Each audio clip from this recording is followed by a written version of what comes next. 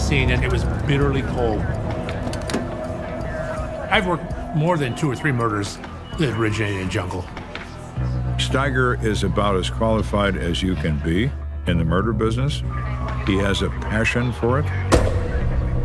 He's smart, instinctive, and extremely well experienced. If you want somebody to investigate a murder, he'd be your guy. What do we got?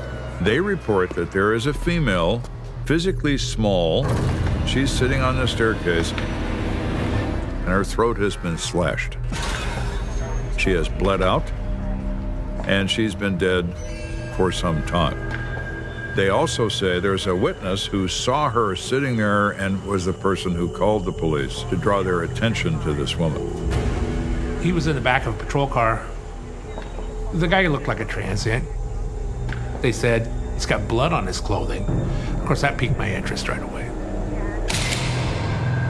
All of the crime scene was contained by this staircase. I didn't go down the stairwell, and we don't do that. You stand up there and you make your observations, and nobody touches the body until the medical examiner gets there. That's their jurisdiction. I saw that this woman was kind of curled up at the bottom of the stairs. I could see blood on the mattress, blood around her. It was a mess down there. He notices one exterior pair of pants, but there are other pants under that pair of pants. So she has the appearance of someone who probably lives in the jungle because she's dressed that way. It just kind of paints this picture of this young woman who was living on the streets in a really hard time, who was just doing her best to survive.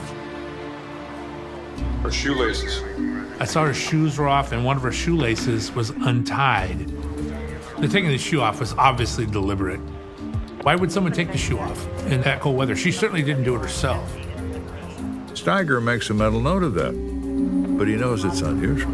And anything unusual is worth paying attention to.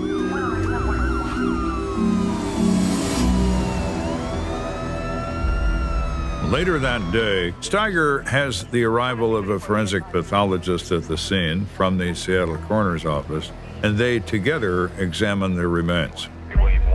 She's a Native American woman who looks to be quite young. They think she might actually be a teenager. I could see devastating throat slashing.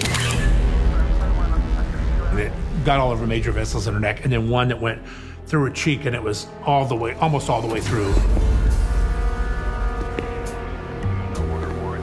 So you have someone playing with the shoelaces, and then it goes into this violent rage involving a knife.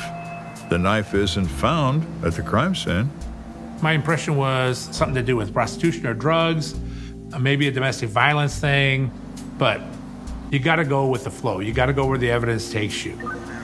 This person, which is not uncommon for a likely resident of the jungle, carries no identification whatsoever. So when that happens, you have to wait until she's fingerprinted and to find out who she is. Okay. The medical examiner told me I'll do the autopsy on Monday morning. I said, I'll see you there. And then he took her away. So the witness who found this girl, his name is William Gilmer. Steiger looks at this witness, and he has blood on his clothes. Now that's pretty interesting. He has more than enough reason to believe that this man could be involved in this. Where sometimes I'll talk to him right there, but because this guy had blood on him, I wanted to be a little more elaborate. You go down the homicide for me? And I said, we're gonna take you down to my office, I'll get you a cup of coffee or something, and we'll talk about it.